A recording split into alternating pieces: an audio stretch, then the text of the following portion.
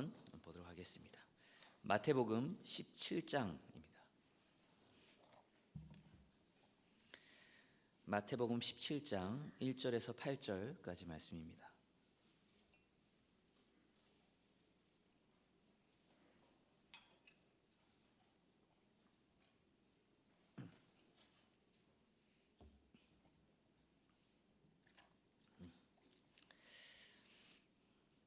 네, 17장 1절에서 8절까지 한 절씩 교독하겠습니다. 엿새 후에 예수께서 베드로와 야고보와 그 형제 요한을 데리고 따로 높은 산에 올라가셨더니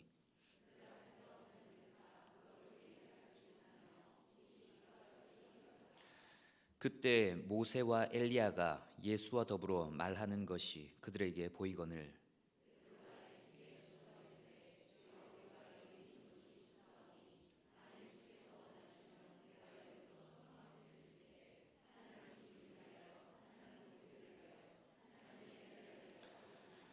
말할 때 호련히 빛난 구름이 그들을 덮으며 구름 속에서 소리가 나서 이르시되 이는 내 사랑하는 아들이요 내 기뻐하는 자니 너희는 그의 말을 들으라 하시는지라.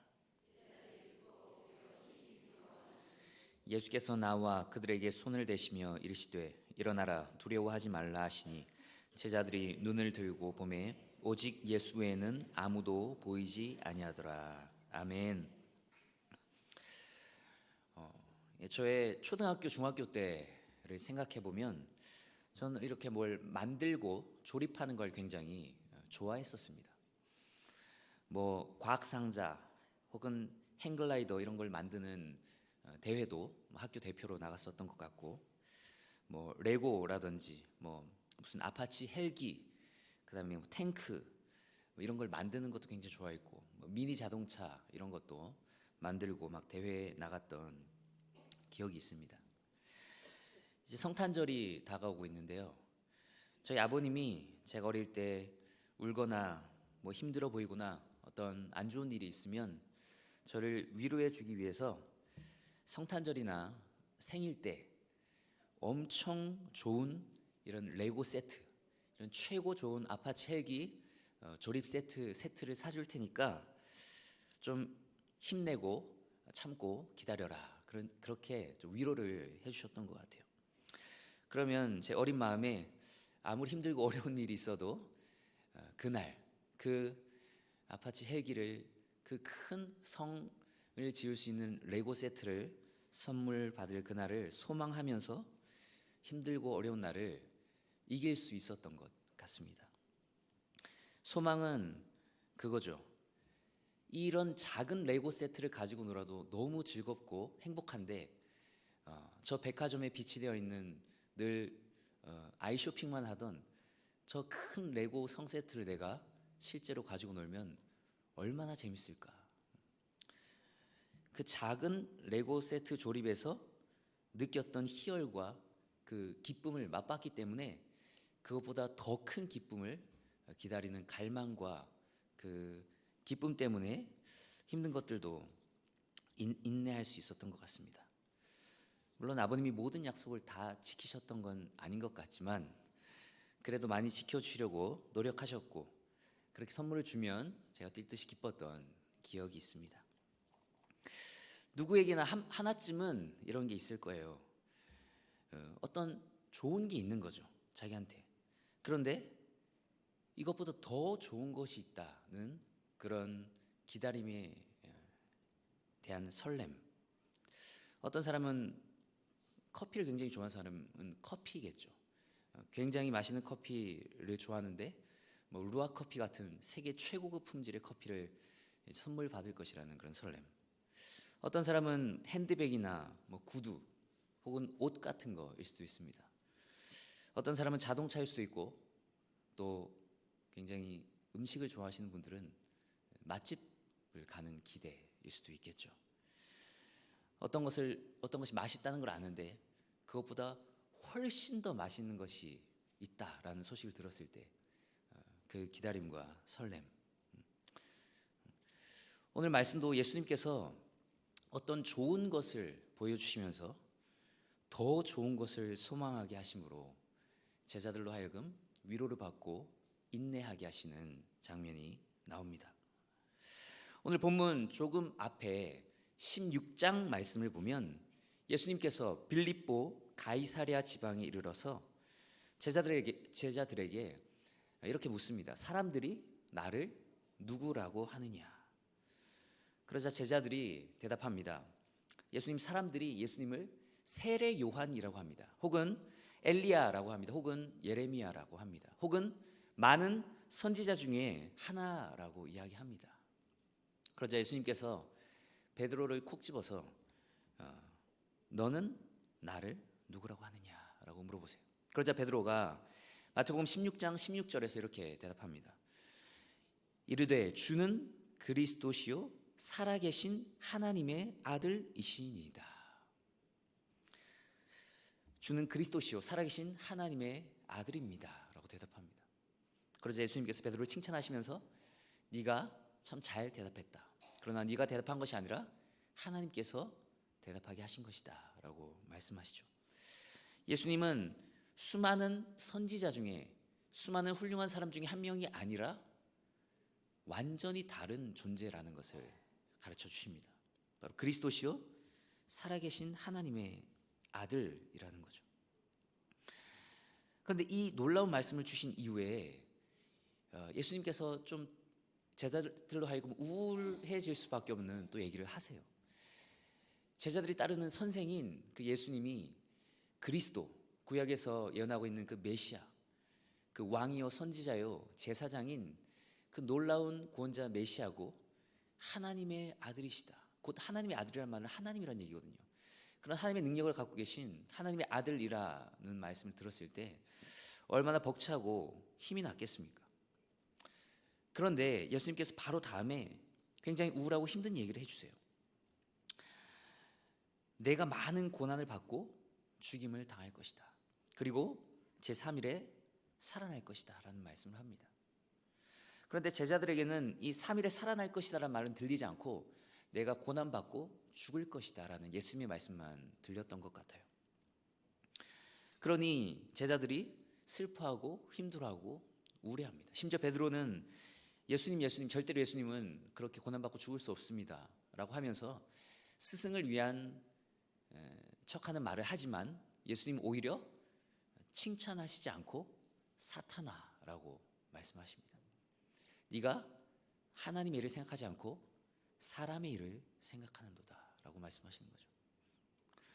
그렇게 말씀하시면서 예수님 본인만 고난받고 죽어야 될 것이 아니라 너희도 살고 싶으면 십자가를 지고 나를 따라가야 된다라고 말씀하세요. 살고자 하는 자는 죽을 것이요 나를 위해 목숨을 잃는 자는 오히려 그 목숨을 찾을 것이다. 구원받을 것이다 라고 말씀하시는 거죠. 그 전에 예수님께서 내가 그리스도다, 내가 하나님의 아들이다 라고 밝히실 때는 분위기가 매우 좋았겠지만 내가 고난받고 죽어야 된다고 예수님의 죽음을 얘기하고 제자도의 길에 험난함을 얘기하실 때는 분위기가 급 다운됐을 겁니다. 우울하고 슬프고 힘든 분위기가 형성됐을 거예요. 그런 힘든 분위기 때문에 혼란스러워하는 제자들을 향해서 예수님은 다시 한번 희망의 놀라운 징조를 보여주고 싶으셨던 것 같아요. 이런 낙담하고 혼란스러운 분위기에서 예수님은 제자들을 데리고 높은 산으로 올라가십니다. 오늘 말씀은 마태복음 17장 1절부터 시작하는데요. 1절 말씀을 보면 엿새 후에 예수께서 베드로와 야고보와 그 형제 요한을 데리시고 따로 높은 산에 올라가셨더니 라고 시작합니다. 출애굽기 24장 16절에 보면 모세가 6일을 기다렸다가 시내산에서 하나님을 만나고 하나님의 영광을 봅니다. 마치 그것과 굉장히 비슷하게 이 예수님께서 이 제자들을 향해서 조금 힘든 얘기를 하시지만 6일 후에 엿새 후에 예수님은 이 제자들에게 놀라운 것을 보여주시려고 이 제자들을 데리고 높은 산으로 올라가십니다. 그런데 오늘 데리고 가는 제자를 보니까 12명을 다 데리고 가는 것이 아니라 딱 3명밖에 등장하지 않습니다. 베드로와 야고보와 요한이 등장합니다. 이 베드로와 야고보와 요한은 좀 특별 대우를 받은 특별한 수제자들이었던 것 같아요. 회당장의 딸을 살려주실 때도, 그리고 겟세마네에서 피눈물로 기도하실 때도 얘네들 딱 세 제자만 데리고 올라가십니다. 좀 우스갯소리일 수도 있지만 이 자리에 우리 구역장님들이 많이 있잖아요. 이 세 명이 어떻게 보면 구역장 같은 존재였던 것 같아요. 예수님, 우리 구역장님들도 이렇게 담임 목사님으로부터 특별한 성경 공부를 받잖아요. 그리고 그걸 구역에 가서 전파하지 않습니까? 이 세 명도 예수님께서 데리고 올라가셔서 특별한 경험을 하게 하시면 또 다른 제자들에게 얘기를 해줬겠죠. 그래서 이 수제자와 같은 베드로와 야고보와 요한을 데리고 예수님께서 높은 산, 헐몬산으로 추정되는 헤르몬산에 올라가는데요. 그 산에 올라가셔서 예수님은 이 제자들로 하여금 아주 특별한 경험을 하게 하십니다. 오늘 말씀 2절 말씀을 보면 그들 앞에서 변형되사 그 얼굴이 해같이 빛나며 옷이 빛과 같이 휘어졌더라 라는 말씀이 나와요. 이 변화산 사건이라는 별명을 가진 성경 본문인데 예수님께서 산에 올라가서 변화된 사건을 얘기하는 거죠. 예수님은 이 제자들 앞에서 엄청난 모습으로 변화된 모습을 제자들에게 보여주십니다. 그 전에는 그냥 평범한 인간과 같은 모습이었겠죠. 아니 오히려 평범한 사람보다도 더 못한 모습이었을지도 몰라요. 왜냐하면 성경은 예수님을 흠모할 만한 아름다운 것이 없는 분이라고 묘사하고 있거든요. 우리는 어떤 예수님을 아주 멋있게 그리고 미남으로 그리고 싶어하고 심지어 근육질로 막 그려놓은 그런 화가들도 있지만 예수님은 겉모습을 볼 때 흠모할 만한 아름다운 것이 없는 분이셨다라고 묘사합니다. 어쩌면 그렇게 초라해 보이고 평범한 사람보다도 더 못해 보이는 외모를 가진 그런 예수님이었지만 이 헤르몬산에 올라서 이 제자들에게 특별히 보여주셨던 예수님의 변화된 모습은 아주 놀라웠습니다. 그의 얼굴이 해같이 빛나며 옷이 빛과 같이 휘어졌더라. 우리가 해를 정면으로 쳐다볼 수 없죠. 왜냐하면 너무 눈부시기 때문입니다. 해를 정면으로 계속 보려고 한다면은 아마 실명할 거예요. 너무 빛나기 때문에 쳐다볼 수 없는 것. 그런 도저히 쳐다보기도 힘들 정도로 빛이 나는 그 빛이 얼굴에서 나고 그 광채뿐만 아니라 그 옷도 빛과 같이 휘어졌다라고 말합니다. 세상이 보여줄 수 없을 만큼 놀라운 흰옷. 단순히 외적으로 흰색을 얘기하는 수준을 넘어서 그 순결함과 그 아름다움과 그 위대한 하나님의 놀라운 능력을 상징하는 것입니다. 그 요한계시록을 보면 예수님이 이 전능하신 하나님의 영광과 왕권을 가지고 등장하는 모습을 볼 수 있어요. 우리가 얼마 전까지 요한계시록 큐티를 하며 새벽마다 목사님들을 통해서 말씀을 들었는데 이 요한계시록을 보면 예수님이 위대하신 하나님이자 전능하신 이 세상의 창조주요 알파와 오메가요 처음과 마지막이라는 것을 볼 수 있습니다. 이 요한계시록을 보지 않고 복음서만 그냥 읽으면 그냥 예수님은 훌륭한 스승 중에 한 명이다. 아주 그냥 뛰어나신 분이다. 이 다른 사람들이 예수님을 묘사했던 것처럼 그냥 선지자 중에 한 명처럼 보일지도 몰라요. 그러나 요한계시록을 보면 예수님은 사람의 몸을 입고 이 땅에 오신 분이지만 사실 그분은 전능하신 하나님이시며 위대하시며 만국을 심판하시는 그 놀라우신 하나님이라는 것을 우리는 요한계시록을 통해 볼 수 있습니다. 그 놀라운 하나님이신 위대하신 전능자라는 것을 예수님이 오늘 이 제자들에게 보여주세요. 도저히 범접할 수 없는 그 영광을 이 제자들에게 보여주심으로 하나님의 위대하심, 예수님의 위대하심을 보여주시죠. 예수님은 사도 바울 앞에 나타났을 때도 마찬가지로 이런 쳐다볼 수 없는 놀라운 빛으로 나타나셨습니다. 바울은 원래 예수님을 믿는 사람들을 이단 괴수라고 생각했고 그 사람들을 잡아서 감옥에 가두거나 죽이는 것이 자신의 평생 사명이라고 생각했어요. 그런데 그에게 예수님이 엄청난 압도하는 빛으로 나타나시면서 사로사로라 네가 왜 나를 박해하느냐라고 하면서 나타나셨을 때 그 바울이 완전히 그 앞에서 거꾸로 뜨려지고 그의 마인드가 완전히 180도 바뀌어지고 예수 그리스도를 위해 한평생 살고 그의 목숨을 던지는 사도로 변화되었지 않습니까? 그만큼 이 예수님의 영광을 경험하고 만난다는 것은 놀라운 일이고 한 사람의 인생을 완전히 180도로 바꿔놓는 일이라는 거죠. 이 놀라운 일이 일어납니다. 예수님께서 부활 이후에 자신의 영광스러운 그 모습을 잠깐 이 세 제자들에게 보여주신 거죠.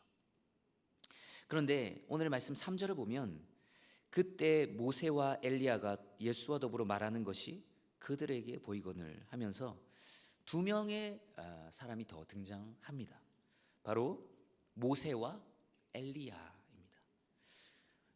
이 말씀을 정확히 이해하지 못하면 왜 하필 모세와 엘리야가 등장하지? 라고 우리는 의아하게 생각할 수 있는데 모세는 구약의 율법을 대표하는 사람이고 율법의 수요자고 엘리야는 선지자를 대표하는 사람으로 등장합니다.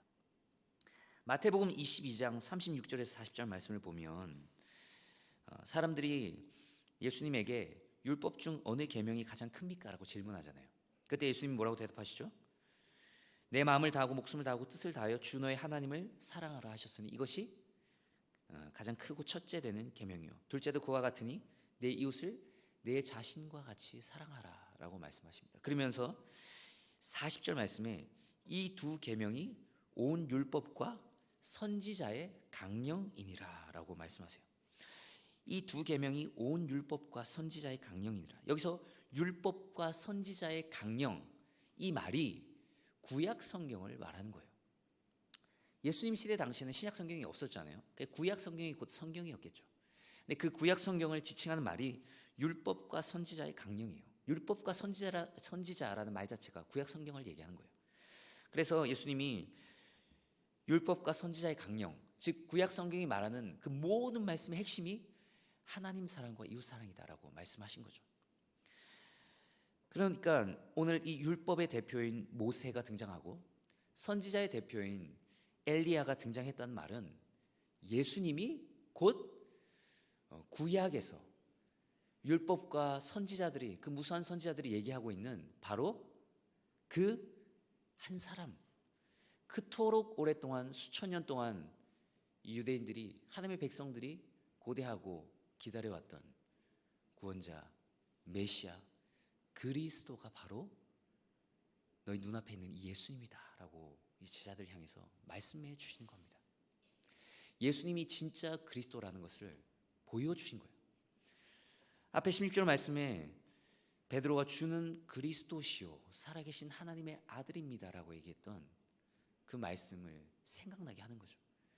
그냥 네 말이 맞다 라고 대답하시면서 끝내는 것이 아니라 진짜 내가 그리스도다라는 것을 보여주신 거예요.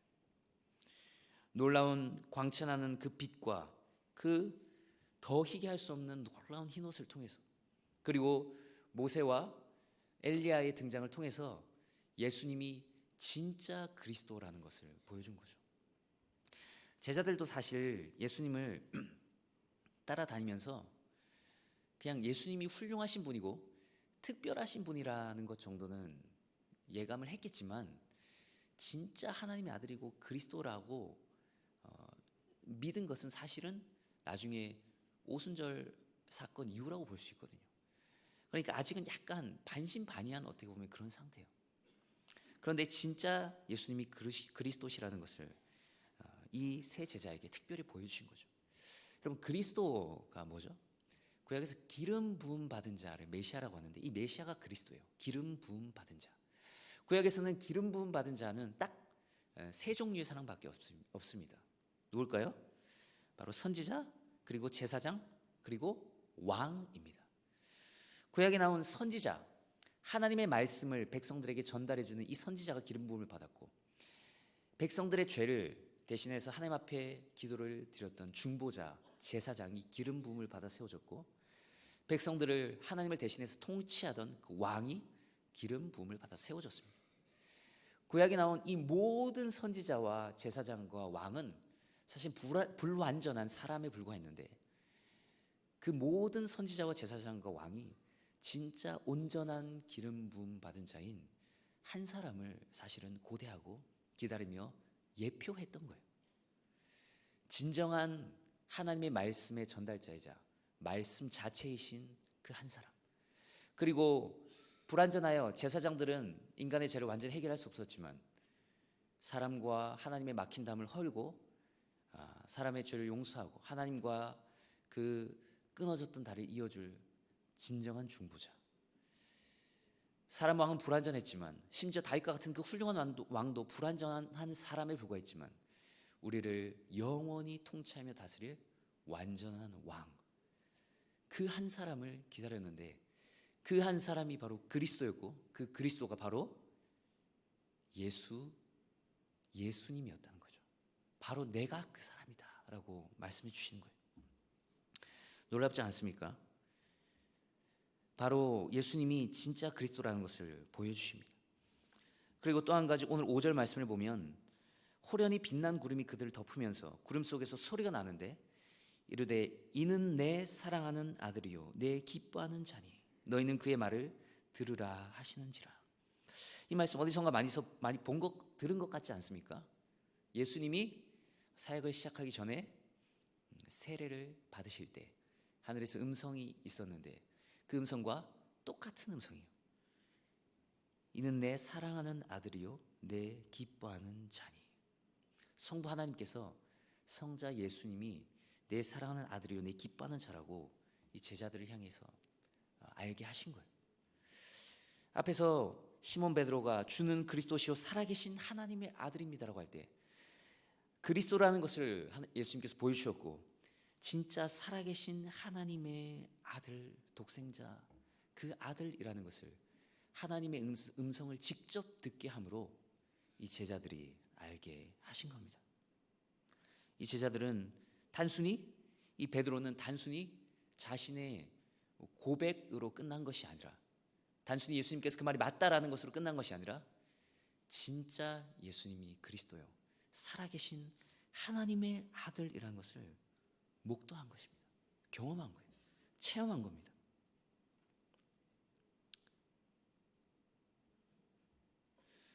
진짜로 예수님이 그분이라는 것을 보여주신 거죠. 우리가 이 예수 그리스도의 영광을, 이 베드로와 야고보와 요한이 만났던 이 예수님을 우리도 만나는 은혜가 있기를 소망합니다. 만나는 은혜가 있기를 소망해요. 우리가 교회를 오랫동안 다녔기 때문에, 대부분 오랫동안 다녔기 때문에 이론은 우리가 빠삭하지 않습니까? 예수님이 그리스도시다, 예수님이 하나님의 아들이다라는 걸 다 이론적으로는 알고 있어요. 그리고 고백도 합니다. 하지만 어쩌면 결정적인 차이는 정말로 그분이 그리스도시요 우리 영원한 선지자요 제사장이요 왕이시요 하나님의 아들이신 하나님이시라는 것을 우리 정말로 만났는가라는 거죠. 경험했냐라는 거죠.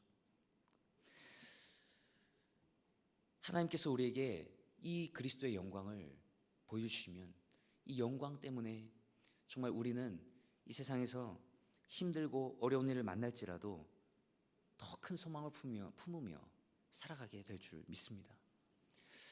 하나님 가끔씩 예배를 통해서 이 영광을 저에게도 보여주시더라고요. 예배를 통해서 보여주세요. 다른 뭘 하다가 보여주시는 것이 아니라 예배를 통해서. 예배를 통해서 하나님은 하나님의 그 크신 영광을, 예수 그리스도의 영광을 보여주시길 기뻐하십니다. 그래서 다른 것들을 할 때는 우리가 재미도 있고 잠깐의 즐거움은 있지만 지나가고 사라지거든요. 사라지는 것들이. 그런데 예배를 통해서 만난 그 그리스도의 영광은 사라지지 않는 것, 그리고 잠깐 있다 없어지는 것이 아니라 영원한 것이며 세상에 그 어떤 줄 수 없는, 세상이 줄 수 없는 그 놀라운 완전히 질이 다른 큰 기쁨입니다.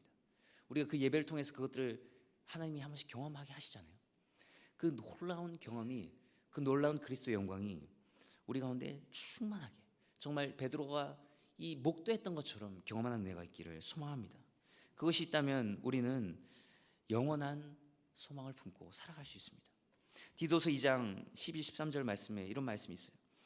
우리를 양육하시되 경건하지 않은 것과 이 세상 정욕을 다 버리고 신중함과 의로움과 경건함으로 이 세상에 살고 복스러운 소망과 우리의 크신 하나님 구주 예수 그리스도의 영광이 나타나심을 기다리게 하셨으니. 디도서를 통해서 하나님은 예수 그리스도의 영광이 나타날 것이다, 그것을 너희가 참고 기다려라 라고 하시면서 소망을 주세요. 소망. 이 세상에서 정욕을 버리고, 때로는 이 세상의 욕심을 버리고, 이 세상에서 신중함과 의로움과 경건함으로, 때로는 그것이 쉽지 않은 십자가의 길이지만 그 길을 너희가 가야 된다, 가라라고 격려하고 위로하시면서 그리스도의 영광을 볼 날이 있을 것이다 라고 소망을 주시면서 격려하면서 위로하는 거죠. 때로는 그리스도인들이 굉장히 힘들고 초대교회 그리스도인들이 어려웠지만 그리스도의 영광을 볼 날이 올 것이다 라고 하면서 위로를 주셨어요.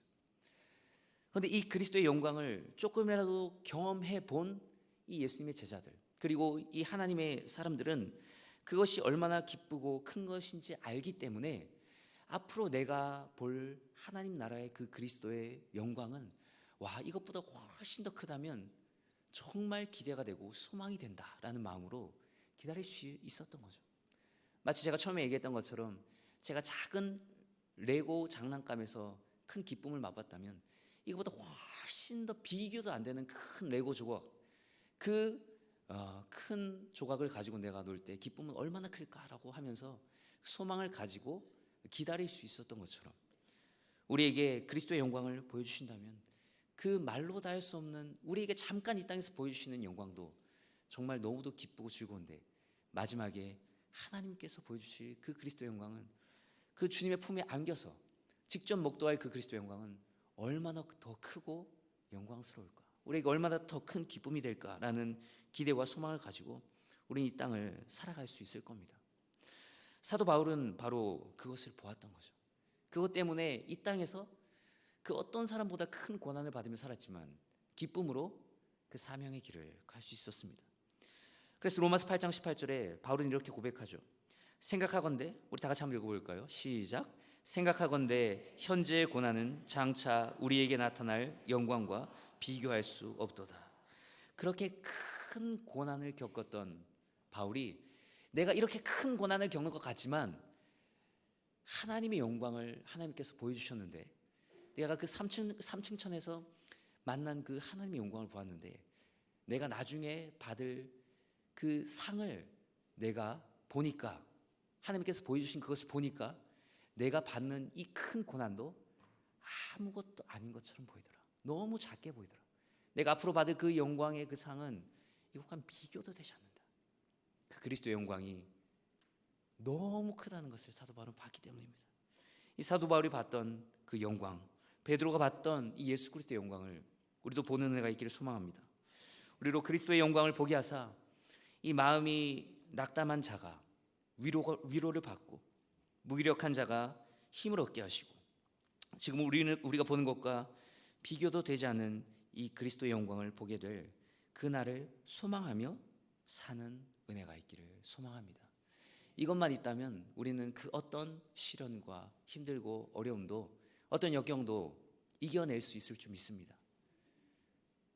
그리스도의 영광을 본다면, 그리스도의 영광을 본다면 그것이 우리에게 주는 기쁨과 그 행복을 우리가 맛본다면 우리는 그 어떤 것도, 힘들고 어려움도 이기고 결국에는 승리하게 될 줄 믿습니다. 이 소망만을 붙들며 그리스도의 영광을 보기를 사모하며 살아가는 우리 모두가 되기를 간절히 소망합니다. 이제 우리 찬양하며 기도로 나아가겠습니다.